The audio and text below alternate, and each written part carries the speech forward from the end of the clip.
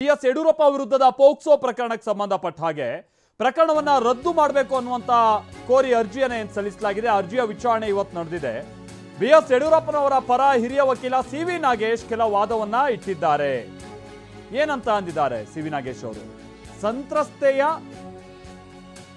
ದೂರುದಾರ ತಾಯಿಯ ನಡವಳಿಕೆಯನ್ನ ನೀವು ಗಮನಿಸಬೇಕು. ಅಂದ್ರೆ ಸಂತ್ರಸ್ತೆಯ ತಾಯಿಯ ನಡವಳಿಕೆ, ತಾಯಿನೇ ಇಲ್ಲಿ ದೂರು ಕೊಟ್ಟಂತವ್ರು, ಅವ್ರು ಈಗಿಲ್ಲ, ಮೃತಪಟ್ಟಿದ್ದಾರೆ. ಬಟ್ ಆಕೆಯ ನಡವಳಿಕೆಯನ್ನ ನೀವು ಗಮನಿಸಬೇಕು. ಅಧಿಕಾರಿಗಳು ಹಾಗೆ ರಾಜಕಾರಣಿಗಳ ಮೇಲೆ ಬರೋಬ್ಬರಿ 56 ದೂರುಗಳನ್ನ ಕೊಟ್ಟಿದ್ದಾರೆ. ಈ ಕೇಸ್ಗೆ ಸಂಬಂಧಪಟ್ಟಂಗೆ ಘಟನೆ ನಡೆದ 1.5 ತಿಂಗಳ ಬಳಿಕ ಕೇಸ್ ದಾಖಲಾಗಿದೆ. ಮಾರ್ಚ್ 14ಕ್ಕೆ ಕೇಸ್ ದಾಖಲಾಗಿದೆ. ಅನುಚಿತವಾಗಿ ಸ್ಪರ್ಶಿಸಿದ್ದಾರೆ ಅಂತ ಬಾಲಕಿಯ ಹೇಳಿಕೆ ಇದೆ. ಆದರೆ ಹಲವು ಜನರ ಸಮ್ಮುಖದಲ್ಲಿ ಈ ಘಟನೆ ನಡೆಯೋದಕ್ಕೆ ಸಾಧ್ಯನಾ? ಯಾಕಂತ ಅಂದ್ರೆ ಅವತ್ತು ಸಂತ್ರಸ್ತೆ ಹಾಗೆ ಅವರ ತಾಯಿ ಅಲ್ಲಿ ಬಂದಂತ ಸಂದರ್ಭದಲ್ಲಿ ಬಹಳ ಮಂದಿ ಇದ್ರು. ಅಲ್ಲಿ ಅವರ ಸಮ್ಮುಖದಲ್ಲಿ ಈ ರೀತಿಯಾಗಿ ಅನುಚಿತವಾಗಿ ಸ್ಪರ್ಶಿಸೋದು ಇದೆಲ್ಲ ಸಾಧ್ಯನಾ ಅನ್ನುವಂಥದ್ದನ್ನ ಸಿ.ವಿ. ನಾಗೇಶ್ ಅವರು ಪ್ರಶ್ನೆ ಮಾಡಿದ್ದಾರೆ. ಆಮೇಲೆ ತನಿಖೆ ವಿಚಾರವಾಗಿ ಕೇವಲ ಬಾಲಕಿಯ ಹೇಳಿಕೆಯನ್ನು ಆಧರಿಸಿ ಚಾರ್ಜ್ ಶೀಟ್ ಅನ್ನು ದಾಖಲಿಸಲಾಗಿದೆ ಅಂತಾನು ಇಲ್ಲಿ ಸಿ.ವಿ. ನಾಗೇಶ್ ಅವರು ವಾದ ಹೂಡುವಂತ ಸಂದರ್ಭದಲ್ಲಿ ಉಲ್ಲೇಖವನ್ನ ಮಾಡಿದ್ದಾರೆ. ಪ್ರಕರಣ ರದ್ದು ಕೋರಿ ಬಿಎಸ್ ಯಡಿಯೂರಪ್ಪನವರು ಸಲ್ಲಿಸಿರುವಂತಹ ಅರ್ಜಿಯ ವಿಚಾರಣೆ ನಡೀತಾ ಇದೆ. ಬಿಎಸ್ ಯಡಿಯೂರಪ್ಪನವರ ಪರ ಹಿರಿಯ ವಕೀಲ ಸಿ.ವಿ. ನಾಗೇಶ್ ಅವರು ವಾದವನ್ನ ಹೂಡ್ತಾ ಇದ್ದಾರೆ. ಬಟ್ ಈ ಟೈಮ್ನಲ್ಲಿ ಸಿ.ವಿ. ನಾಗೇಶ್ ಅವರು ಇದು ತನಿಖೆಯೇ ದೋಷಪೂರಿತ ಅನ್ನುವಂಥದ್ದನ್ನ ಹೇಳ್ತಾ ಇದ್ದಾರೆ. ಕೇವಲ ಬಾಲಕಿಯ ಸ್ಟೇಟ್ಮೆಂಟ್ನ ಮೇರೆಗೆ ಚಾರ್ಜ್ ಶೀಟ್ ಅನ್ನ ಸಲ್ಲಿಸಲಾಗಿದೆ. ಅನುಚಿತವಾಗಿ ನನ್ನನ್ನು ಸ್ಪರ್ಶಿಸಿದ್ದಾರೆ ಅಂತ ಬಾಲಕಿಯ ಹೇಳಿಕೆ ಇದೆ. ಆದರೆ ಬಾಲಕಿ ಅವತ್ತು ತನ್ನ ತಾಯಿಯ ಜೊತೆಗೆ ಬಿಎಸ್ ಯಡಿಯೂರಪ್ಪನವರನ್ನ ಮೀಟ್ ಆಗೋದಕ್ಕೆ ಹೋದಂಥ ಸಂದರ್ಭದಲ್ಲಿ ಬಿಎಸ್ ಯಡಿಯೂರಪ್ಪನವರ ಸಮ್ಮುಖದಲ್ಲಿ ಬಹಳ ಮಂದಿ ಇದ್ರು. ಕೆಲವರು ಈ ಪತ್ರಿಕೆ ಕೊಡೋಕೆ ಬಂದಿದ್ರು, ಮತ್ತೊಂದು ಇದೆಲ್ಲವೂ ಕೂಡ ಉಲ್ಲೇಖ ಆಗಿದೆ. ನಂತರದಂತಲ್ಲಿ ನಾವು ಅದನ್ನು ಹೇಳ್ತಾ ಹೋಗ್ತೀವಿ ನಿಮಗೆ. ಬಟ್ ವಿಚಾರ ಅಂತ ಅಂದರೆ ಇಲ್ಲಿ ಅಷ್ಟೊಂದು ಮಂದಿ ಇದ್ರು. ಅವ್ರ ಸಮ್ಮುಖದಲ್ಲೆಲ್ಲ ಸಾಧ್ಯನಾ ಹೀಗೆ ಮಾಡೋದಕ್ಕೆ? ಆಮೇಲೆ ದೂರುದಾರ ಮಹಿಳೆ ಏನಿದ್ರು ಅವ್ರು ಸುಮಾರು 56 ಪ್ರಕರಣಗಳನ್ನ ಬೇರೆ ಬೇರೆಯವ್ರ ವಿರುದ್ಧವಾಗಿ ದಾಖಲಿಸಿದ್ದಾರೆ. ಹಾಗಾಗಿ ಆಕೆಯ ನಡವಳಿಕೆಯನ್ನ ನೀವು ಗಮನಿಸಬೇಕು. ಸಾಹೇಬ್ರಿಗೆ 82 ವರ್ಷ ವಯಸ್ಸಾಗಿದ್ದು ಕೈ ನಡುಗ್ತಾ ಇವೆ ಅಂತಂದ್ರೆ ಯಡಿಯೂರಪ್ಪನವ್ರ ವಿಚಾರವಾಗಿ ಹೇಳೋದು. ಲೈಟ್ ಸ್ವಿಚ್ ಹಾಕೋದಕ್ಕೂ ಕೂಡ ನಮಗೆ ಹೇಳ್ತಾರೆ ಅಂತ ಕೆಲಸದವರ ಹೇಳಿಕೆ ಇದೆ. ಮಹಿಳೆ ಮಗಳು ರೂಮಿಗೆ ಹೋಗಿರ್ಲಿಲ್ಲ ಅಂತಾನೂ ಕೂಡ ಸಾಕ್ಷ್ಯಗಳ ಹೇಳಿಕೆ ಇದೆ. ಅಂಗರಕ್ಷಕರು ಕೂಡ ಬಿಎಸ್ ಯಡಿಯೂರಪ್ಪನವರ ಸುತ್ತಮುತ್ತಲೇ ಇರ್ತಾರೆ. ಅದರಲ್ಲಿ ಶಿವಾನಂದ ತಗಡೂರ್ ಅನ್ನುವಂಥವ್ರೊಬ್ರು ಆಹ್ವಾನ ಪತ್ರಿಕೆಯನ್ನ ಕೊಡೋದಕ್ಕೆ ಬಂದಿದ್ರು. ಆ ಸಮಯದಲ್ಲಿ ಪರಮಶಿವಯ್ಯ ಅನ್ನೋರು ಕೂಡ ಅಲ್ಲಿ ಬಂದಿರ್ತಾರೆ. ಅಲ್ಲಿದ್ದಂಥ ಎಲ್ಲ ಸಾಕ್ಷ್ಯಗಳು ಕೂಡ ಇಂಥ ಘಟನೆ ನಡೆದಿಲ್ಲ ಅಂತ ಹೇಳಿದ್ದಾರೆ. ಅದರಲ್ಲೂ ಬಿಎಸ್ ಯಡಿಯೂರಪ್ಪನವರು ಹಾಲ್ ಬಿಟ್ಟು ಎಲ್ಲೂ ಹೋಗಿರ್ಲಿಲ್ಲ ಅನ್ನುವಂಥದ್ದನ್ನ ಹೇಳಿಕೆ ಇದೆ. ಆದರೂ ತನಿಖಾಧಿಕಾರಿ ಕೋರ್ಟ್ಗೆ ಚಾರ್ಜ್ ಶೀಟ್ ಅನ್ನ ದಾಖಲಿಸಿದ್ದಾರೆ. ಕೇವಲ ಬಾಲಕಿಯ ಹೇಳಿಕೆಯನ್ನು ಆಧರಿಸಿ ಆರೋಪ ಪಟ್ಟಿಯನ್ನು ದಾಖಲಿಸಲಾಗಿದೆ ಎನ್ನುವಂಥದ್ದು ಸಿ.ವಿ. ನಾಗೇಶ್ ಅವರ ಹೇಳಿಕೆ. ಸಿ.ವಿ. ನಾಗೇಶ್ ಅವರು ಇಲ್ಲಿ ಒಂದು ವಿಚಾರ ಏನು ಉಲ್ಲೇಖ ಮಾಡಿದ್ದಾರೆ ಅಂತಂದ್ರೆ, ಬಿಎಸ್ ಯಡಿಯೂರಪ್ಪನವರಿಗೆ 82 ವಯಸ್ಸಾಗಿದ್ದು ಅವರ ಕೈಗಳು ಕೂಡ ನಡುಗುತ್ತವೆ. ಬಹಳ ಸಂದರ್ಭದಲ್ಲಿ ಯಡಿಯೂರಪ್ಪನವರು ಏನಾದ್ರು ಮೈಕ್ ಹಿಡಿದು ಮಾತನಾಡುವಂಥ ಸಂದರ್ಭದಲ್ಲಿ ಸ್ವಲ್ಪ ಶೇಕಿಂಗ್ ಆಗುತ್ತೆ ಅವರ ಕೈ. ಅದು ವಯೋಸಹಜ ಆದಂಥ ಕೆಲ ಲಕ್ಷಣಗಳದು. ಅದನ್ನೇ ಸಿ.ವಿ. ನಾಗೇಶ್ ಅವರು ಉಲ್ಲೇಖ ಮಾಡಿದ್ದಾರೆ. ಬಿಎಸ್ ಯಡಿಯೂರಪ್ಪನವರ ಕೈಗಳು ನಡುಗುತ್ತವೆ. ಸ್ವಿಚ್ ಹಾಕೋದಕ್ಕೂ ಕೂಡ, ಅಂದರೆ ಮನೆಯ ಲೈಟೋ ಅಥವಾ ಮತ್ತೊಂದು ಸ್ವಿಚ್ ಹಾಕೋದಕ್ಕೂ ಕೂಡ ಅವ್ರು ನಮ್ಮನ್ನು ಕರೀತಾರೆ ಅಂತ ಮನೆ ಕೆಲಸದವ್ರು ಹೇಳಿದ್ದಾರೆ. ಯಾಕಂದರೆ ಸ್ವಿಚ್ ಹಾಕೋದಕ್ಕೂ ಕೂಡ ಅವ್ರಿಗೆ ಶಕ್ತಿ ಇಲ್ಲ. ಅದಾದ ನಂತರದಲ್ಲಿ ಅವ್ರ ಜೊತೆಗೆ ಭಾಳ ಮಂದಿ ಅವತ್ತಿದ್ರು. ಶಿವಾನಂದ ತಗಡೂರ್ ಅವರು ಆಹ್ವಾನ ಪತ್ರಿಕೆ ಕೊಡೋಕ್ಕೆ ಬಂದಿರ್ತಾರೆ.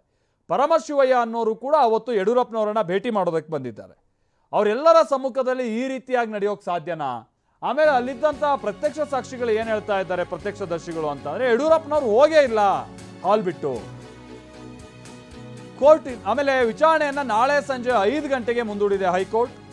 ಪ್ರಕರಣ ರದ್ದು ಕೋರಿ ಅರ್ಜಿ ಸಲ್ಲಿಸಿರುವಂತ ಆ ಅರ್ಜಿಯ ವಿಚಾರಣೆ ಏನಿದೆ, ಬಿಎಸ್ ಯಡಿಯೂರಪ್ಪನವರ ಅರ್ಜಿಯ ವಿಚಾರಣೆ, ಆ ವಿಚಾರಣೆ ನಾಳೆ ಸಂಜೆ 5 ಗಂಟೆಗೆ ಮುಂದೂಡಲಾಗಿದೆ. ನ್ಯಾಯಮೂರ್ತಿ ಎಂ ನಾಗಪ್ರಸನ್ನ ಅವರು ಇದಕ್ಕೆ ಸಂಬಂಧಪಟ್ಟಂಗೆ ವಾದ ಪ್ರತಿವಾದವನ್ನು ಆಲಿಸ್ತಾ ಇದ್ದಾರೆ. ನ್ಯಾಯಮೂರ್ತಿಗಳಾಗಿರುವಂಥ ಎಂ ನಾಗಪ್ರಸನ್ನ ಅವರು. ಸೊ ಅವರು ಕೂಡ ಕೆಲ ಪ್ರಶ್ನೆಗಳನ್ನು ಇಟ್ಟಿದ್ರು ಇವತ್ತು. ಯಾಕಂದರೆ ಸಂತ್ರಸ್ತೆ ಹೇಳಿಕೆಯನ್ನು ನಾವು ಪರಿಗಣಿಸಬಾರ್ದು ಅಂತ. ಆಯ್ತು, ನೀವು ಬರೀ ಸಂತ್ರಸ್ತೆ ಹೇಳಿಕೆಯನ್ನು ಪರಿಗಣಿಸ್ತೀರಾ ಅಂತಾನೆ ತನಿಖೆ ಯಾಕಬೇಕು ಅಂತ ಸಿ.ವಿ. ನಾಗೇಶ್ ಅವರು ಪ್ರಶ್ನೆ ಮಾಡಿದಂಥದ್ದು ಕೂಡ ನಡೆದಿದೆ. ಈ ರೀತಿಯಾದಂಥದ್ದೆಲ್ಲವೂ ಕೂಡ ಇವತ್ತು ವಾದ ಪ್ರತಿವಾದ ಆಗಿದೆ. ಸೊ ತನಿಖಾಧಿಕಾರಿ ಕಲೆ ಹಾಕಿದಂಥ ಸಾಕ್ಷ್ಯಗಳೇನಿದೆ, ಅದು ಆರೋಪ ಏನು ಮಾಡಿದ್ದಾರೆ ಬಿಎಸ್ ಯಡಿಯೂರಪ್ಪನವರು ವಿರುದ್ಧವಾದಂಥ ಆರೋಪ, ಅದಕ್ಕೆ ಪೂರಕ ಆಗಿಲ್ಲ. ಬಾಲಕಿಯನ್ನು ರೂಮಿಗೆ ಕರೆದೊಯ್ದಿಲ್ಲ ಅನ್ನೋದಕ್ಕೆ ನಮ್ಮ ಹತ್ರ ಸಾಕ್ಷಿಗಳಿದೆ ಎನ್ನುವಂಥದ್ದನ್ನು ಕೂಡ ಸಿ.ವಿ. ನಾಗೇಶ್ ಅವರು ಹೇಳಿದ್ದಾರೆ. ನಾವು ಪ್ರತಿನಿಧಿ ರಮೇಶ್ ಇದಕ್ಕೆ ಸಂಬಂಧಪಟ್ಟಂಗೆ ಮತ್ತಷ್ಟು ಡೀಟೇಲ್ಸ್ ಅನ್ನು ಕೊಡ್ತಾರೆ. ನಮ್ಮ ಜೊತೆಗೆ ನೇರ ಸಂಪರ್ಕದಲ್ಲಿ ಜಾಯ್ನ್ ಆಗ್ತಾ ಇದ್ದಾರೆ. ರಮೇಶ್, ಒಟ್ಟು ವಾದ ಪ್ರತಿವಾದ ಈ ಅರ್ಜಿಗೆ ಸಂಬಂಧಪಟ್ಟ ಹಾಗೆ ಏನು ನಡೀತಾ ಇದೆ, ಇವತ್ತು ಏನೇನು ಸಂಗತಿ ಆಗಿದೆ? ರದ್ದು ಕೋರಿ ಸಲ್ಲಿಸಲಾಗಿರುವಂಥ ಅರ್ಜಿ ವಿಚಾರವಾಗಿ ವಾದ ಪ್ರತಿವಾದ. ಒಟ್ಟಾರೆ ಘಟನೆಯೇ ಸುಳ್ಳು ಅನ್ನೋ ರೀತಿಯಲ್ಲಿ ಈಗ ಸಿ ನಾಗೇಶ್ವರ್ ವಾದ ಮಾಡ್ತಾ ಇದ್ದಾರೆ. ಅವತ್ತು ಘಟನೆ ದಿವಸ ಅಂದ್ರೆ ಬೇರೆ ಬೇರೆ ಸಾಕ್ಷಿಗಳು ಏನು ಹೇಳಿಕೆಯನ್ನ ತಗೊಂಡಿದ್ದಾರೆ 161 ಅಡಿಯಲ್ಲಿ, ಅವರೆಲ್ಲರೂ ಕೂಡ ಅವತ್ತು BSY ಮನೆ ಹಾಲನ್ನ ಬಿಟ್ಟು ರೂಮ್ಗೆ ಹೋಗೇ ಇಲ್ಲ. ಮತ್ತೆ ಅವರಿಂದ ಅದು ಅಂದ್ರೆ ಲಾಕ್ ಮಾಡೋದು ಇತ್ಯಾದಿಗಳು ಸಾಧ್ಯ ಇಲ್ಲ, ಯಾಕಂದ್ರೆ ಅವರು ಸ್ವಿಚ್ ಹಾಕೋದಕ್ಕೂ ಕೂಡ ನಮ್ಮನ್ನೇ ಕರೀತಾ ಇದ್ರು ಅಂತ ಹೇಳಿ ಪ್ರತ್ಯಕ್ಷದರ್ಶಿಗಳ ಹೇಳಿಕೆಯನ್ನು ದಾಖಲಿಸಿದ್ದಾರೆ. ಮತ್ತೆ ಕೆಲವು ಸಾಕ್ಷಿಗಳ ಹೇಳಿಕೆಯನ್ನ ಪೊಲೀಸರು ದಾಖಲಿಸಿದ್ರು ಕೂಡ ಅದನ್ನ ಚಾರ್ಜ್ ಶೀಟ್ ಅಲ್ಲಿ ಹಾಕಿಲ್ಲ. ಹೀಗಾಗಿ ದೋಷಪೂರಿತ ಅಂತ ಹೇಳಿ ವಾದ ಮಂಡನೆ ಮಾಡ್ತಾ ಇದ್ದಾರೆ. ಅವರ ಇದಕ್ಕೆ ಪ್ರತಿಕ್ರಿಯೆಯಾಗಿ ಪ್ರಾಸಿಕ್ಯೂಷನ್ ಪರ SPP ರವಿವರ್ಮ ಕುಮಾರ್ ಅವರು ವಾದ ಮಂಡನೆ ಆರಂಭ ಮಾಡಿದ್ದಾರೆ. ಅವ್ರು ಹೇಳ್ತಾ ಇರೋದೇನಂದ್ರೆ ಒಂದು ಏನು ಆಕೆ ಅಂದ್ರೆ ಬಾಲಕಿಯ ಸಂತ್ರಸ್ತ ಬಾಲಕಿಯ ಸ್ಟೇಟ್ಮೆಂಟ್ ಇದೆ, ಅವ್ರ ತಾಯಿಯ ಸ್ಟೇಟ್ಮೆಂಟ್ ಇದೆ, ಘಟನೆ ಹೇಗಾಯ್ತು ಅನ್ನೋದನ್ನ ಸಂಪೂರ್ಣ ವಿವರವಾಗಿ ಉಲ್ಲೇಖ ಮಾಡಿದ್ದಾರೆ. ಜೊತೆಗೆ ಹೇಗೆ ಅನುಚಿತವಾಗಿ ಸ್ಪರ್ಶ ಮಾಡಿದ್ರು ಅನ್ನೋದನ್ನು ಕೂಡ ಉಲ್ಲೇಖ ಮಾಡಿದ್ದಾರೆ. ಅದಷ್ಟೇ ಅಲ್ಲ, ಒಂದು ವಿಡಿಯೋ ಇದೆ, ಆ ವಿಡಿಯೋದಲ್ಲಿ ಯಡಿಯೂರಪ್ಪ ಅವರೇನೆ ಅಂದ್ರೆ ಚೆಕ್ ಮಾಡಿದೆ ಅಷ್ಟೇ ಅನ್ನುವಂತ ಹೇಳಿಕೆಯನ್ನು ಕೊಟ್ಟಿದ್ದಾರೆ. ಹೀಗಾಗಿ ಇದೆಲ್ಲ ಸಾಕ್ಷಿಗಳಿವೆ ಅನ್ನುವಂತ ವಾದವನ್ನ ಅವ್ರು ಮಂಡಿಸ್ತಾ ಇದ್ದಾರೆ. ಈಗ ಕೋರ್ಟ್ ಕೂಡ ಪ್ರಶ್ನೆ ಮಾಡಿದೆ, ಇದೆಲ್ಲವೂ ಕೂಡ ಸಾಕ್ಷ್ಯ ವಿಚಾರಣೆ ಸಂದರ್ಭದಲ್ಲಿ ಪ್ರೂವ್ ಆಗಬೇಕಾದಂತ ವಿಚಾರ.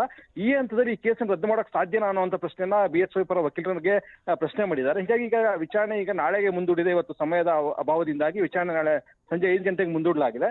ನಾಳೆ ಕೋರ್ಟ್ ವಿಚಾರಣೆ ನಂತರ ಆದೇಶ ಕಾಯ್ದಿರಿಸುವಂತ ಸಾಧ್ಯತೆ ಇದೆ.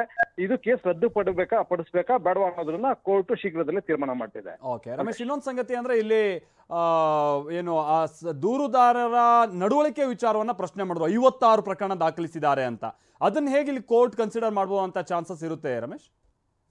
ಮಾಲ್ತೇಶ್, ಅಂದ್ರೆ ದೂರುದಾರ ಅಂದ್ರೆ ಈಗ ಸಂತ್ರಸ್ತ ಬಾಲಕಿಯ ತಾಯಿ ದೂರುದಾರೆ ಆಗಿದ್ರು, ಅವರೀಗ ಮೃತಪಟ್ಟಿದ್ದಾರೆ. ಆಕೆ ಈ ರೀತಿ ಹ್ಯಾಬಿಚುಯಲ್ ಆಗಿ ಕೇಸ್ಗಳನ್ನ ಹಾಕ್ತಾ ಇದ್ರೆ ಅನ್ನುವಂತ ಆರೋಪ ಇರೋದು. ಆದ್ರೆ ಸಂತ್ರಸ್ತ ಬಾಲಕಿಯ ಸ್ಟೇಟ್ಮೆಂಟ್ ಇರೋದ್ರಿಂದ ಕೋರ್ಟ್ ಅದನ್ನ ಹೆಚ್ಚಿನ ಮಹತ್ವ ಕೊಡುತ್ತಾ ಅನ್ನುವಂತ ಪ್ರಶ್ನೆ ಇದೆ. ಹೀಗಾಗಿ ಕೋರ್ಟ್ ಮುಂದಿನ ದಿನಗಳಲ್ಲಿ ಈ ಬಗ್ಗೆ ತೀರ್ಮಾನ ಮಾಡುತ್ತೆ. Okay, thank you Ramesh.